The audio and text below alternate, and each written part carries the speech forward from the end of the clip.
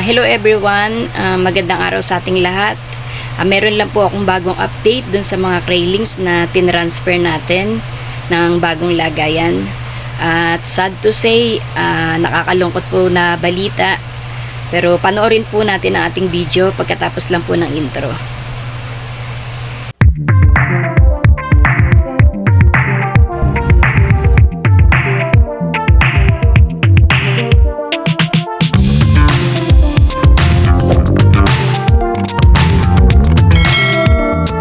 Ayun na nga guys, kwento ko lang sa inyo, no. Noong araw na nilipat natin yung ating mga yung 6 days old na crane, siya nung kibukasan pero kinagabihan na lumakas yung ulan dito, tumapon dun sa loob ng ref tub yung tubig ulan. Medyo marami-rami rin yung nalagay. Pero syempre, hindi ko naman sinisisi yung tubig ulan sa pagkamatay ng maraming craylings. Kasi nga naisip ko, kung yung mud pond nakatutok sa ulan at araw, okay naman, nakakabuhay naman sila ng mga crayfish. So may dalawang anggulo kung tinitingnan sa pagkamatay ng ating ilang crayfish.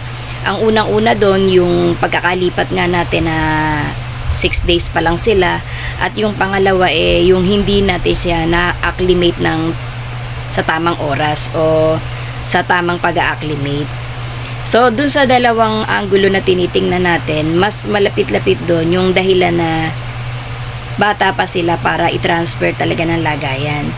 So kaya ko naman to ikinukwento kasi dun sa mga nakapanood ng unang video natin o nung unang video nga natin tungkol dito, ayoko naman po na makapagbigay po ako ng maling impormasyon sa mga nag-aalaga o sumag-alaga ng crayfish, kasi nga na tinry nga natin na i-transfer yung mga bata pang craylings, tapos hindi naman po pala magiging maganda yung resulta ng pagkakatransfer natin.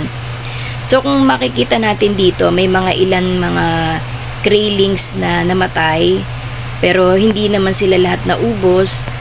Pero ganun pa man, parang sa tingin ko, ilan na lang din yung natirang buhay.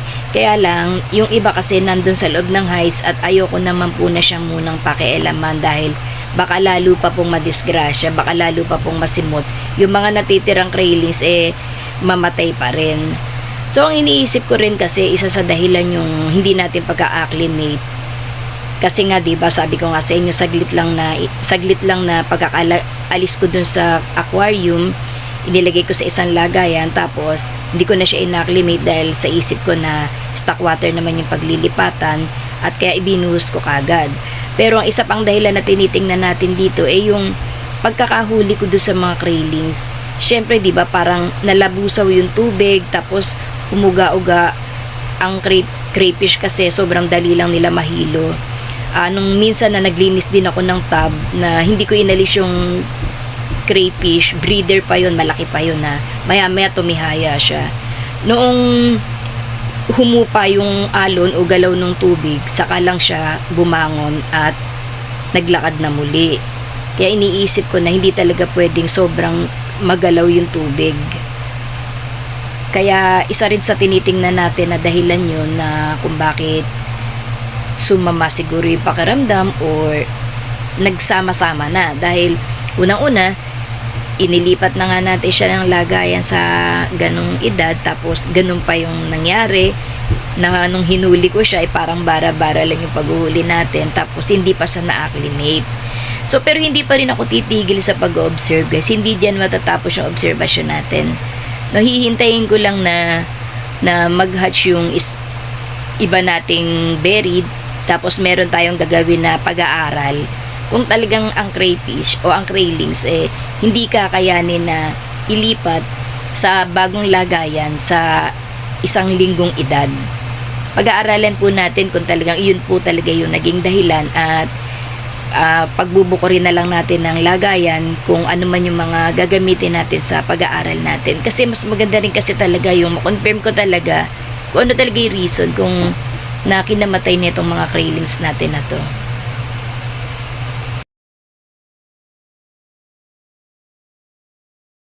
Gaya nga kasi ng sinabi ko, sinugal ko rin kasi yung mga craylings na to dahil nga sa kaintay natin ng 1 buwan nauubos din sila. Katulad netong mga craylings na nauna na i-hatch netong mother crayfish, may 200 sila piraso ng pinanganak. Pero eto nga, itinransfer natin sila sa trapal pond. 34 pieces na lang sila. Ganun na lang yung natira sa kanila. So nagkainan at saka syempre nagkabulihan din sila dun sa maliit na lagayan nila. Kaya naman ang naisip ko na baka pwedeng i-transfer na kagad sila. Pero yun nga, masamang balita na hindi rin pala talaga nila kaya nga. So, totoo siguro na rin yung mga sinasabi ng mga mas matagal nang nag-aalaga sa atin, no? Ngayon, parang pinaka-the best lang talaga natin na gawin kapag meron tayong buried crayfish, i-ready na kagad natin sila sa mas malaking lagayan. Yung doon na talaga sila mag-hatch. At doon na rin natin palalakihin yung mga craylings natin para hindi na natin inililipat. Kasi syempre, 'di ba? Kawawa rin naman yung mga craylings eh. Kumbaga nabubulabog, stress din sila pagka ganun. Madali nga silang matakot eh kapag hinuhuli nga sila, 'di ba? Sobrang liksi na umiwas sila dun sa panghuli natin.